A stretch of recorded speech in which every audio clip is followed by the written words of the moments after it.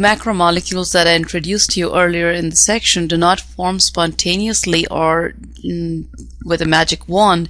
We see them in all living organisms, and they're not present in non-living matter such as rock or other areas.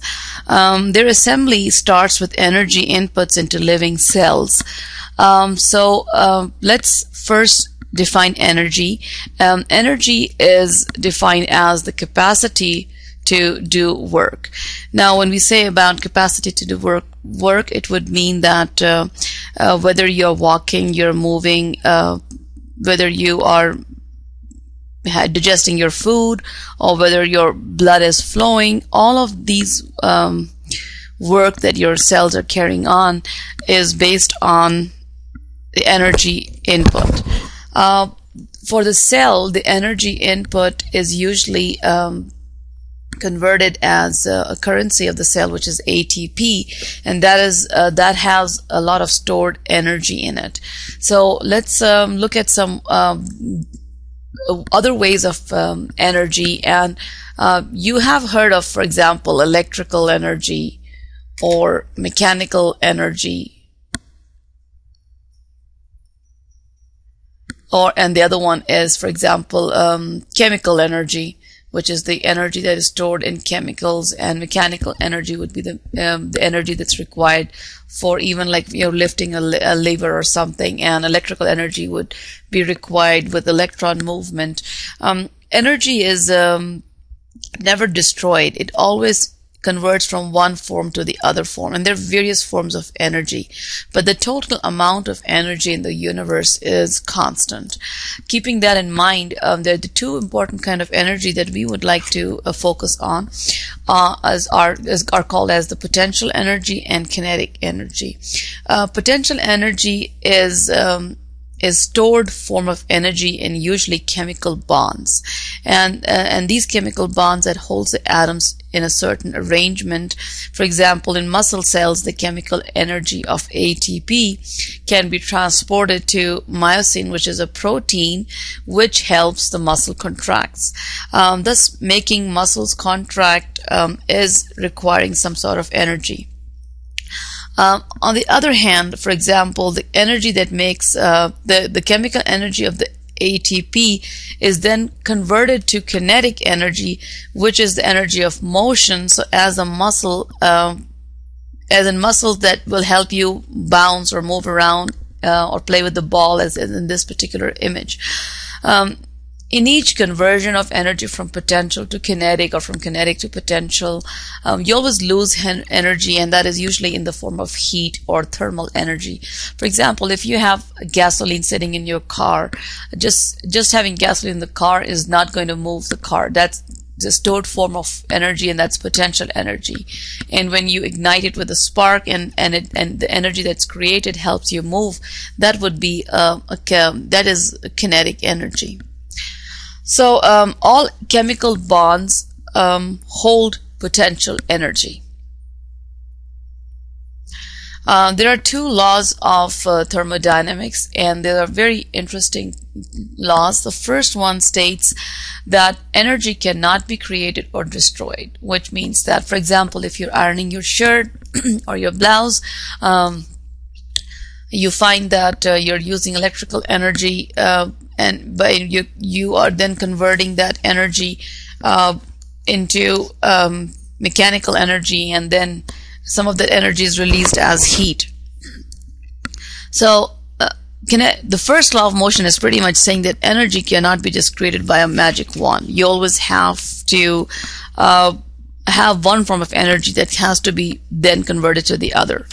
On the other hand, the second law of motion is my favorite, and that is the entropy always increases. Entropy means disturbance. For example, think of it this way, that if you organize or clean up your teenager's room, or somebody you know who's a young teenager, and you keep it clean, how long do you think it's going to stay like that? Because for some reason, disruption or dispersal is more stable.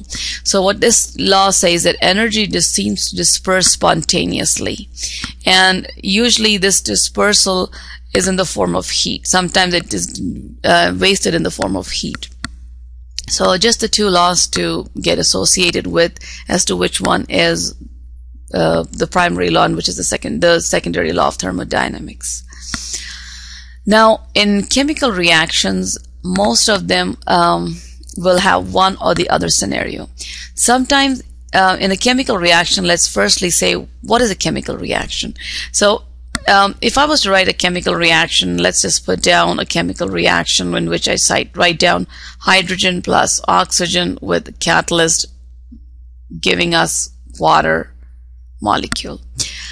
Now in this reaction, there are two parts. The beginning part, which is this part, this is called as the reactants, which are the hydrogen and the oxygen in this example. That is the starting substance. On the other hand, of the arrow where it points to what is being formed, that is called as the products. Now, some reactions will be in such a form that the product, if I was to make a graph like this, then it will show that the product, it has a higher energy level. Let's say energy is on this side and our substance has energy. Our starting substance is here and the product is here. This indicates that you need this amount of energy that I'm showing you in this graph to start that reaction or to complete that reaction. In this reaction where you require energy, those reactions are called as endergonic reaction because you're taking in energy. On the other hand, if it was a reverse scenario in which energy was being released, then those reactions are called as exergonic. Exer means outside, so you are releasing energy. Energy flows in one direction in the sense that energy is not a cyclic forms. In this universe, all the energy is coming from the sun, and then it is converted into different forms throughout the ecosystem, which is all the environment and all the population of different organisms and different climates and different areas. So it's all, we're all driving the energy from sun to harvest many reactions. All living things will depend on energy. And I mentioned the two terms before, producers and consumers. Producers are those that take this energy and produced a more energy stored molecule that can be consumed by the consumer. So for example, our plants would be our producers because they produce the energy, and the animals are usually consumers because they depend on that energy that has been arranged or assembled by the producers. Substances cycle among organisms over time. So this means that, again, because of the food web, let's say a bug ate a little organism, then the little bug will be eaten by a little larger animal. Say, for example, a mouse. A mouse can be then eaten up by another larger animal. But in this way, the energy is being converted from one organism to other over the period of time. The eventual form of energy that is consumable by all cells I mean prokaryotic and eukaryotic cell, is the use of ATP. ATP is the currency of the cell. The cell needs to spend its energy to invest in reactions that will keep it alive. This molecule, which is ATP, stands for adenosine triphosphate. It's a long molecule, and in shorthand it's called as ATP. The energy that is present in this molecule is, I'm trying to see if I can change the color of my highlighter so I can show you where the energy is. The energy is stored in these yellow marks that you see over here. For some reason, yeah, there it is. These bonds that I just showed you were the high energy bonds, and these bonds, when they are formed, they use endergonic reactions to create energy, and when the bonds are broken, they release a lot of energy. The first two are mainly the most important kinds of bonds. This is the first phosphate group. broken, and this is the second phosphate group. Think of adenosine as a large molecule that has one bond like this, one bond like this, and another bond like this. These three bonds that I've made that are curvy looking are because they are considered to be high energy bond. Now in the cells, what happens is a lot of time these high energy bonds are coupled with another reaction. For example, a reaction can be coupled in which when this red bond that I've shown you breaks, it releases energy, and that energy can be used to convert a molecule to B or C to D.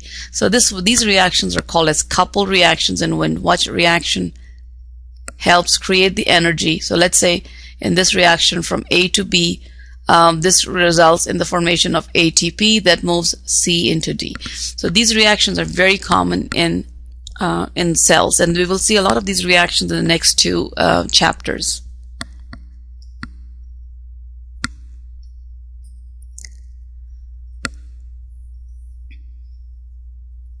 Alright, now let's see, what do enzymes do?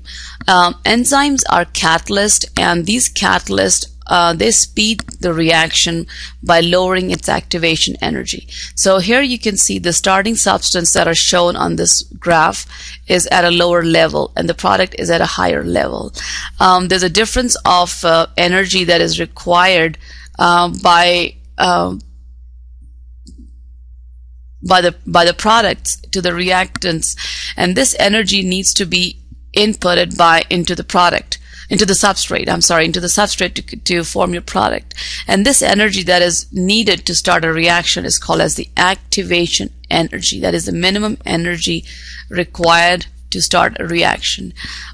What a catalyst will do is it will lower the activation energy. So for example, if you add a catalyst to this reaction, you can see the white graph is over here, the white line, and the blue line is here. This difference of energy that is being decreased is because of adding a catalyst. And a catalyst will never get used up in a reaction.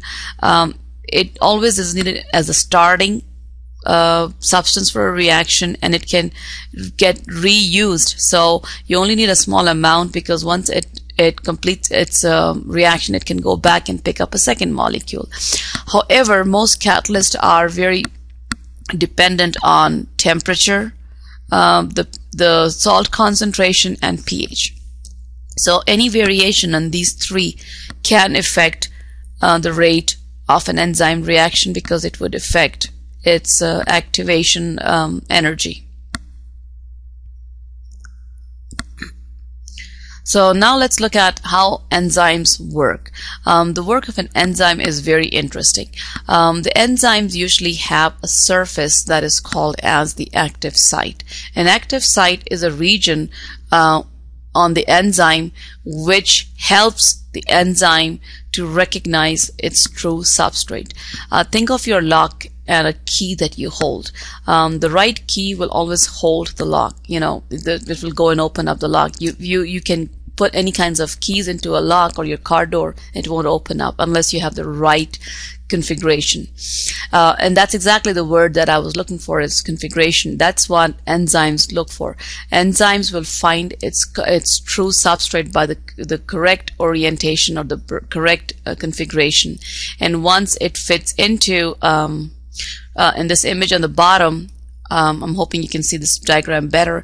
You can see the enzyme, which is shown in here in blue, and you can see the different kind of products that are shown, substrate that are shown, and the right substrate will fit into that space, which is the active site, and it will create some new bonds between the two substrates, or the substrate and the enzyme, and eventually products are released. The activation energy usually allows the enzyme to react with the substrate.